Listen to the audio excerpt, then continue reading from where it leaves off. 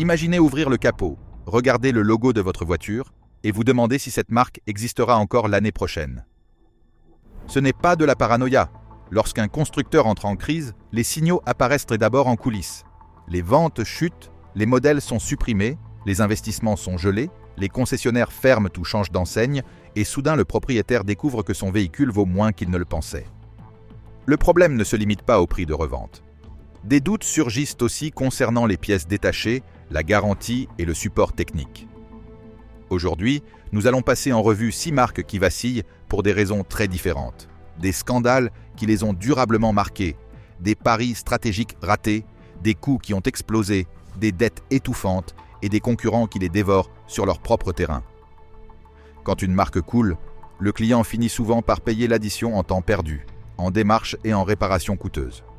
Et il y a un détail qui rend tout cela encore plus inquiétant. La marque numéro 1 de cette liste se vend encore très bien, mais traverse en réalité une crise profonde. Restez jusqu'à la fin, car ce qui suit explique ce que beaucoup de concessionnaires préfèrent taire. Et pourquoi cela compte. 6.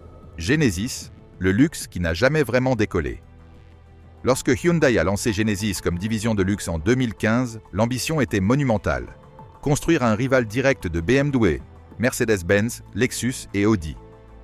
L'idée était de proposer des voitures haut de gamme avec le raffinement et l'ingénierie allemande, mais à un prix plus accessible. Sur le papier, cela semblait parfait. En pratique, le marché du luxe ne fonctionne pas ainsi. Les acheteurs de voitures premium ne recherchent pas une option moins chère, mais du statut, de l'histoire et de l'exclusivité. Et c'est là que Genesis a trébuché dès le départ. Le principal obstacle a été la perception. Pour la majorité des consommateurs, Genesis restait une Hyundai en costume. Peu importèrent les intérieurs en cuir nappa, les écrans incurvés ou les systèmes d'assistance avancés. La marque manquait d'une identité propre. Durant ces premières années, de nombreux modèles étaient même vendus dans les mêmes concessions que les Hyundai de milieu de gamme, ce qui détruisait toute sensation d'exclusivité. Dans le segment du luxe, l'expérience d'achat est aussi importante que le produit, et Genesis n'a jamais offert ce traitement différencié que proposent les marques allemandes ou japonaises bien établies. Les chiffres ne suivent pas non plus. En 2023, Genesis a vendu environ 75 000 unités aux États-Unis. Cela peut sembler honorable jusqu'à la comparaison avec ses rivales. BMW a dépassé les 370 000, Lexus les 346 000 et Mercedes-Benz les 324 000. Même des marques plus petites comme Volvo ou Acura la surpassent en visibilité et en positionnement. Genesis a tenté de compenser son manque de tradition par le design et la technologie, mais ces modèles ont commencé à accumuler des problèmes qui ont terni sa réputation avant même qu'elle ne se consolide. En 2022, plusieurs véhicules, dont la berline G80, ont fait l'objet de rappels pour des défaillances de la pompe à carburant provoquant des coupures soudaines en pleine conduite. L'année suivante, la G80 électrique et le SUV GV60 ont également été rappelés pour des pertes de puissance et des problèmes du système de recharge. Sur un marché où la fiabilité constitue la base du prestige, ces faux pas ont été fatals. À cela se sont ajoutés les effets des droits de douane internationaux. Genesis dépend en grande partie de composants importés de Corée du Sud, ce qui a renchéri les prix finaux au moment même où la marque cherchait à se positionner comme un luxe accessible. Le public cible, des acheteurs capables de s'offrir une BMW ou une Audi, n'a trouvé aucune raison de miser sur une marque sans histoire ni prestige, tandis que le consommateur moyen l'a simplement jugée hors de portée. Résultat, une gamme qui commence à se réduire. La G80 électrique a été abandonnée, et des rapports internes indiquent que la G70 et le G5 70 électrique pourraient suivre le même chemin. Le SUV GV60, tentative de conquête du marché des électriques premium, affiche déjà des baisses de ventes face à des rivaux directs comme la Tesla Model 3 ou la BMW i3. Aujourd'hui, Genesis vit un paradoxe. Elle fabrique des voitures bien dessinées, avec des matériaux de qualité et une bonne ingénierie, mais enfermée dans une identité confuse. Sans ADN clair, sans histoire émotionnelle ni fidélité de marque, son avenir vacille. Dans l'industrie du luxe, bâtir une réputation prend des décennies, et la perdre peut ne nécessiter qu'un seul titre sur un rappel ou une panne électrique. À moins que Hyundai ne lui accorde une indépendance totale et ne construise un réseau de concessions exclusives. Un processus qui demande des années et d'énormes investissements, Genesis risque de devenir une nouvelle tentative ratée de défier les géants européens. Ses propriétaires pourraient se retrouver avec des véhicules difficiles à revendre, fortement dépréciés et au support limité. Ainsi, si vous envisagez d'acheter une Genesis, vous feriez peut-être mieux d'y réfléchir à 2 fois. Car tandis que le design continue de briller, le modèle économique derrière l'emblème ailé est en train de s'effriter lentement. Et si vous pensez que c'est déjà grave, le cas suivant montre comment un simple changement de nom peut détruire une réputation construite pendant des décennies. 5. Jaguar, le jour où elle a éteint sa propre légende. Il fut un temps où dire « j'ai une Jaguar » ne signifiait pas seulement parler d'une voiture. C'était parler d'appartenir à un monde. Jaguar, c'était la silhouette basse de la berline britannique, la sportive à la posture féline, le luxe à l'accent aristocratique. Elle n'avait pas besoin de crier pour imposer sa présence. Le nom suffisait, le bond du félin sur le capot suffisait. Mais cette Jaguar, celle à l'identité claire et au pouvoir de séduction immédiat, a commencé à s'estomper lentement, puis brutalement. La chute n'est pas venue d'un manque de design. Elle est venue d'une décision stratégique extrême. Couper presque toute la gamme actuelle pour renaître en tant que marque entièrement électrique et ultra-premium. En 2024, Jaguar a mis fin à la production de modèles clés comme la XE, la XF et la F-Type et a programmé la sortie de l'E-Pace et de l'E-Pace pour la fin de 2024, laissant le F-Pace comme unique survivant pour l'avenir prévisible. Ce n'est pas une transition en douceur, c'est un vide. Car le plan du nouveau Jaguar ne se matérialise pas en concession dès demain. Selon la propre feuille de route de JLR, le lancement de la Jaguar entièrement électrique est prévu pour 2026. Et là, surgit le problème opérationnel le plus cruel. Une marque automobile ne peut pas vivre de promesses pendant 2 ans. Un concessionnaire a besoin de produits, d'unités, d'essais routiers, de stocks, de rotations, de services associés. Jaguar, au contraire, s'est retrouvé lié à un catalogue minimal et à un « ça arrive ». Le Financial Times décrit même que, dans le cadre de ce virage, Jaguar a cessé de vendre des voitures neuves au Royaume-Uni pendant qu'elle prépare son relancement de 2026. Autrement dit, une marque de luxe entrant en hibernation en plein marché. Comme si ce vide ne suffisait pas, le changement d'identité publique a fini d'embraser la conversation. La reconfiguration de la marque a été controversée. On a parlé d'abandonner des symboles historiques comme le Leaper. Et une campagne marketing a été lancée, critiquée précisément parce qu'il s'agissait d'un teaser sans voiture, un geste que beaucoup ont interprété comme une déconnexion totale avec ce que les gens s'attendaient à voir de Jaguar. Si votre pari est de renaître, la dernière chose dont vous avez besoin est que le relancement devienne un mème. Et le pire, ce type de réaction ne reste pas cantonné aux réseaux sociaux.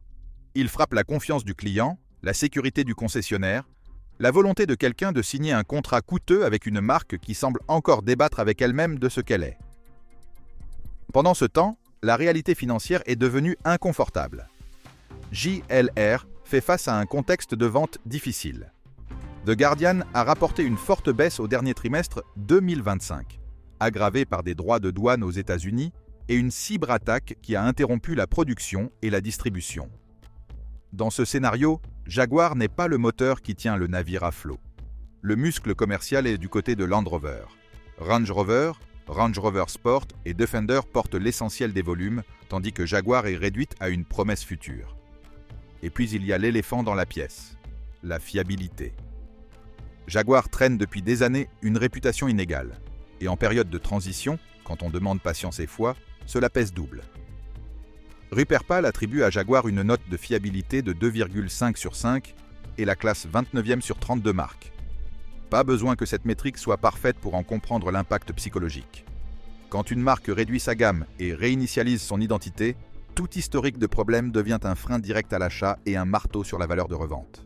C'est pourquoi le risque actuel de Jaguar n'est pas seulement de vendre peu. Il est plus délicat, rester coincé entre 2 mondes. Elle n'est plus la Jaguar classique, avec une gamme complète et une image solide, mais elle n'est pas encore la nouvelle Jaguar qui promet une électrification totale et des prix ultra luxe à partir de 2026. Ce vide est du genre à tuer des marques, car le marché n'attend pas, les acheteurs ne pardonnent pas l'incertitude et les concessionnaires ne peuvent pas survivre en vendant de la nostalgie. Jaguar ne meurt pas parce qu'elle serait vieille. Elle est en danger parce qu'elle a coupé le fil qui la reliait à ce qui la rendait désirable et l'a remplacée par un futur qui n'est pas encore arrivé. Si ces nouveaux modèles électriques ne sont pas impeccables, pas seulement bon, mais impeccable, le relancement pourrait se transformer en épitaphe. Et si cela t'a paru grave, la suite est encore plus inquiétante. La prochaine marque de la liste n'est pas britannique. Elle est japonaise.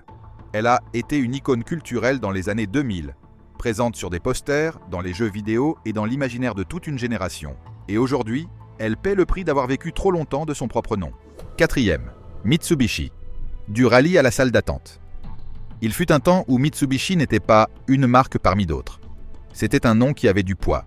La Lancer Evolution comme étendard de la performance accessible, le Montero comme synonyme d'aventure, et une réputation forgée dans la poussière, la boue et les victoires. Aux États-Unis, cet élan a même atteint un véritable sommet. Mitsubishi a dépassé les 345 000 unités vendues en 2002. Mais ce qui a suivi a été une longue descente, silencieuse et constante, jusqu'à devenir autre chose, une marque qui semble exister davantage par inertie que par ambition. Aujourd'hui, le contraste est brutal. Mitsubishi Motors North America a clôturé 2025 avec 94 754 unités vendues. Cela peut paraître un volume acceptable, mais ce ne l'est pas lorsqu'on le compare à son propre passé et aux exigences du marché actuel. La marque s'est rétrécie, tant en identité qu'en présence. Le Mitsubishi qui dominait les posters et les jeux vidéo n'existe plus. Celui qui subsiste vit presque exclusivement du monde des SUV et crossovers, avec une gamme réduite et une orientation qui, bien que logique pour survivre, lui a fait perdre son âme. Et lorsqu'une marque arrive déjà à court d'énergie, le moindre choc extérieur devient un désastre.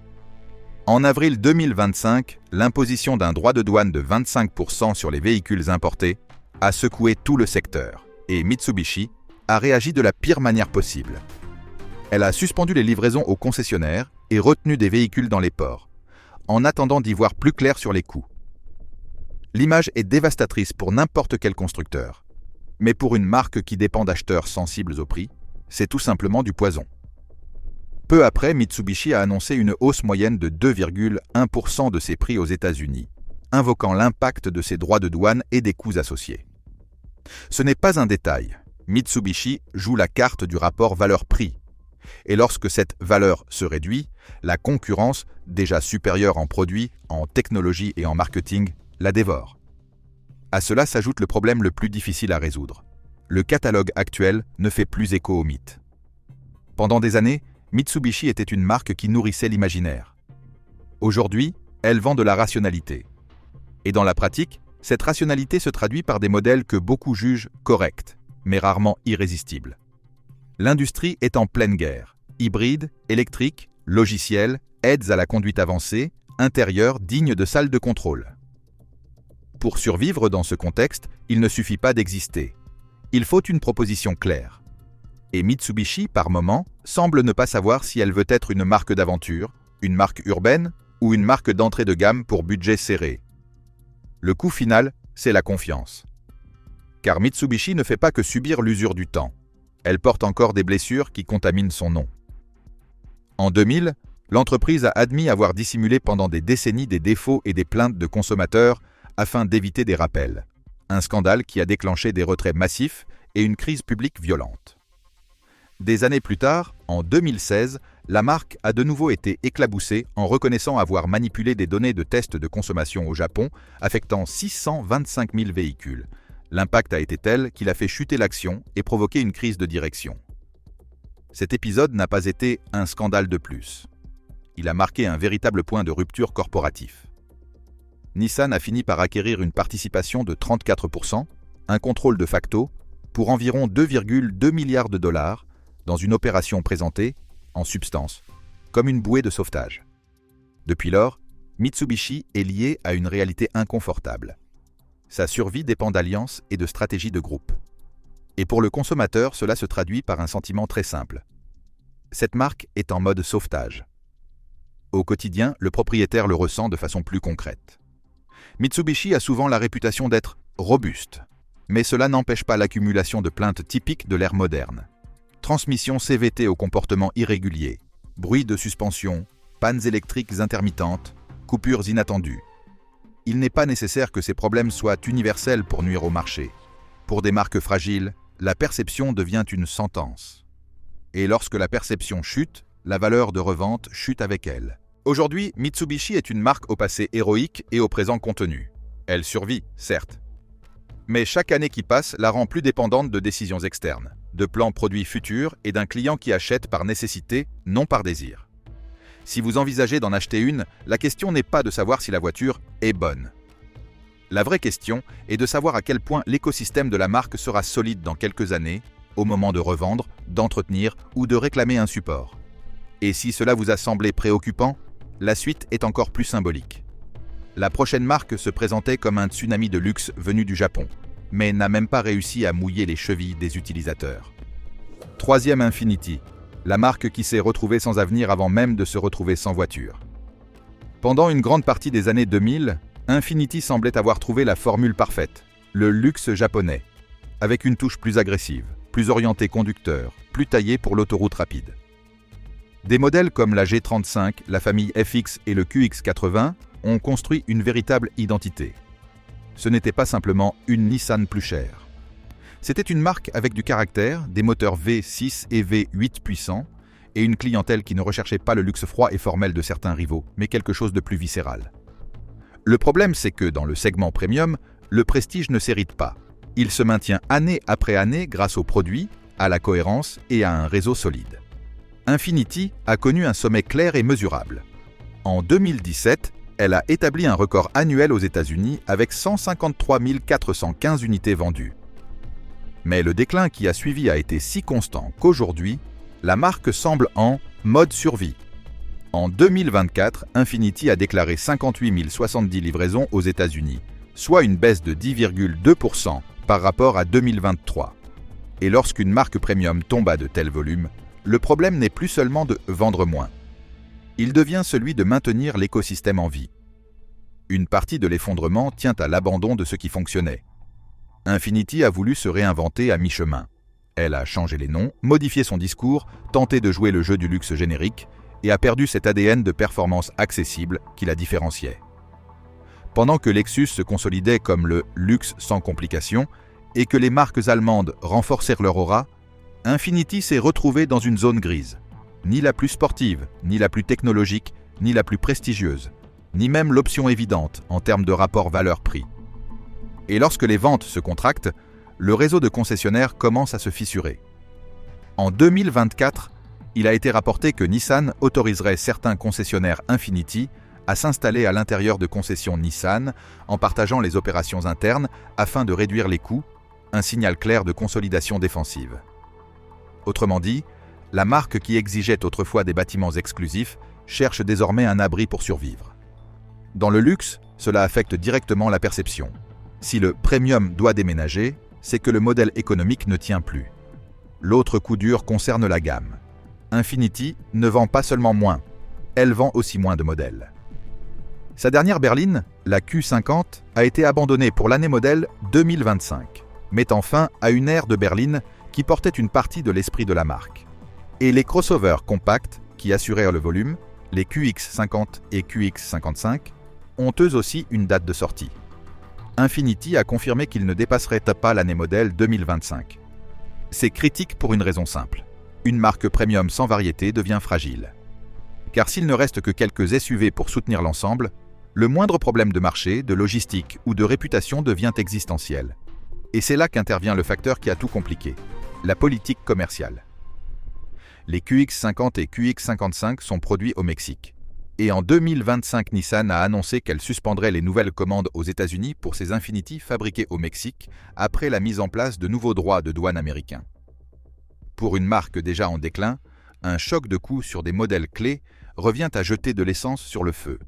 À cela s'ajoute un élément qui, dans le luxe, fait encore plus mal, la confiance après-vente. Infiniti n'est pas associé à un chaos mécanique généralisé comme certaines autres marques, mais son histoire n'est pas non plus exempte d'alerte.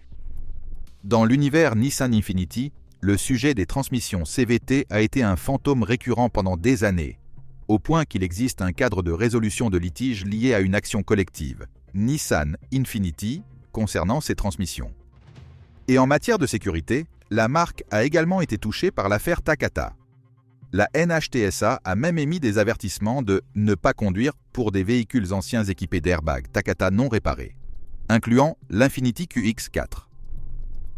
Parallèlement, même des modèles plus récents ont fait l'objet de campagnes de rappel selon les marchés et les années modèles. Par exemple, des rappels concernant l'Infiniti QX60 ont été signalés par des portails automobiles de référence. Rien de tout cela ne signifie que toutes les Infiniti sont mauvaises. Le point est ailleurs. Lorsqu'une marque réduit sa gamme, consolide son réseau de concessions et ajuste sa stratégie sous pression externe, le moindre doute amplifie la crainte de l'acheteur. Et dans le luxe, la crainte se traduit par un mot: dépréciation. Si le marché commence à percevoir qu'Infiniti manque de réseau ou de direction claire, la valeur de revente se dégrade plus vite que chez des marques au futur garanti. Infiniti parle de reprise et dispose d'un plan de nouveaux produits. Un SUV de type coupé pour 2026, le QX65, un retour d'une berline sportive plus tard, et même un SUV hybride vers 2028 dans le cadre d'une stratégie visant à redevenir pertinente, avec moins de modèles mais mieux ciblés. Cela sonne bien, mais pour l'instant, cela reste un pari. C'est pourquoi, si vous achetez dans une optique de long terme, Infiniti devient une décision délicate, non pas à cause de la voiture elle-même, mais à cause de l'incertitude de l'écosystème qui l'entoure. Et si vous pensez que cet effondrement ne concerne que des marques étrangères, détrompez-vous. Le prochain nom a été, pendant des décennies, la fierté de l'ingénierie automobile américaine, et se vendait sous le slogan « Driver's Luxury ». 2. Chrysler, le géant familial qui a oublié d'évoluer. Pendant des décennies, Chrysler a été l'une des marques les plus appréciées des États-Unis. Ce n'était pas seulement un constructeur automobile, elle faisait partie du paysage culturel. Les banlieues américaines des années 1980 et 1990 étaient remplies de monospaces, arborant l'emblème ailé de Chrysler sur la calandre. La marque n'avait pas seulement créé le concept de la minivan moderne, elle avait aussi introduit au monde des moteurs légendaires comme le Hemi Q8, symbole de puissance et de fierté nationale. Pendant des années, son équilibre entre confort, innovation et prix accessible a poussé des millions de familles à lui faire confiance. Mais cette histoire glorieuse s'est peu à peu effondrée. En 2005, Chrysler vendait plus de 640 000 véhicules par an rien qu'aux États-Unis. 2 décennies plus tard, ce chiffre est tombé à moins de 125 000 unités en 2024, soit une chute de 80%. Et les perspectives pour 2025 sont encore plus sombres. Des projections internes montrent que les ventes pourraient atteindre des niveaux historiquement bas. Chrysler, une marque autrefois synonyme de progrès, lutte aujourd'hui pour justifier sa propre existence au sein de Stellantis, le groupe qui la contrôle aux côtés de Dodge, Jeep, Ram, Peugeot et Fiat. Le problème n'a pas été le manque d'histoire, mais le manque d'évolution. Alors que ses concurrents renouvelèrent leur gamme, leur plateforme et leur technologie, Chrysler a continué à vendre les mêmes produits encore et encore. La Chrysler 300, l'une des dernières grandes berlines classiques du marché américain et symbole de la marque, a été arrêtée en 2023, mettant fin à près de 20 ans de production sans véritable mise à jour. Le Voyager, autrefois une référence parmi les minivans, a été relégué presque exclusivement aux flottes commerciales et aux services de transport. Et la Pacifica, son seul modèle grand public encore actif, a rapidement perdu du terrain face à ses rivales directes. La Honda Odyssey, la Toyota Sienna hybride et la Kia Carnival, toutes mieux équipées, dotées de technologies plus modernes et d'une fiabilité supérieure. Les chiffres le confirment. En 2024, les ventes de la Pacifica ont chuté de 11%, laissant Chrysler sans produit réellement compétitif. Le coût a été double. D'un côté, la marque a perdu des parts dans le segment familial. De l'autre, son réseau de concessionnaires a commencé à se réduire drastiquement. Beaucoup ont fermé ou ont fusionné avec des concessions Dodge ou Jeep, laissant moins de points de service pour les propriétaires actuels. La tentative de résurrection n'a pas non plus porté ses fruits. Stellantis avait présenté le Chrysler Airflow EV, un SUV électrique conceptuel destiné à marquer la renaissance de la marque, mais le projet a été annulé en 2024, jugé trop coûteux et technologiquement obsolète avant même son arrivée sur le marché.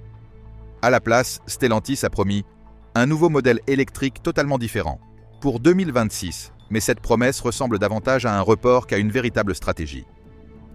Pendant ce temps, consommateurs et concessionnaires ont le sentiment que Chrysler est en train de sortir du jeu. Le manque de nouveautés, les plateformes vieillissantes et le retard technologique ont laissé la marque dans un limbo inconfortable. Les véhicules électriques de Stellantis, notamment ceux de Jeep et de Dodge, sont prioritaires, tandis que Chrysler semble attendre une décision corporate sur l'opportunité de la maintenir en vie. La situation est si critique que même Carlos Tavares, alors directeur général de Stellantis, a averti publiquement en 2024 que certaines marques du groupe pourraient disparaître avant 2026 si elles ne parviennent pas à être rentables. Les analystes du secteur s'accordent à dire que Chrysler figure parmi les principales candidates à cette liste. Son catalogue minimal, son manque d'innovation et la baisse continue de ses ventes la placent dans une position extrêmement fragile. Et comme toujours, les plus touchés sont les propriétaires. Beaucoup se retrouvent coincés avec des véhicules qui se déprécient rapidement, doivent faire face à des délais plus longs pour les pièces de rechange et voient les ateliers spécialisés fermer les uns après les autres. Acheter une Chrysler neuve aujourd'hui implique d'accepter le risque que, dans quelques années, la marque qui a fabriqué votre véhicule cesse d'exister ou perde son support officiel. Le déclin de Chrysler n'est pas le résultat d'une seule erreur, mais de années de complaisance, de décisions tardives et d'une déconnexion progressive avec le marché. La marque qui symbolisait autrefois l'ingéniosité américaine survit désormais comme un écho de son passé, soutenue par la nostalgie et par l'espoir d'un miracle électrique qui n'est toujours pas arrivé. Et si vous pensez que le déclin de Chrysler marque la fin de l'histoire, préparez-vous. La prochaine marque a été, pendant plus d'un siècle, l'emblème de la puissance industrielle américaine. Un géant qui se croyait intouchable, jusqu'à ce que la réalité du marché le rattrape. 1. Nissan, le géant abattu par le marché. La marque qui occupe la première place de cette liste est Nissan. Et oui, cela va en surprendre plus d'un, car vue de l'extérieur, elle ressemble encore à un géant en bonne santé. Aux États-Unis, Nissan a vendu près de 866 000 véhicules en 2024. Un chiffre qui, dans n'importe quel autre contexte, sonnerait comme une preuve de solidité.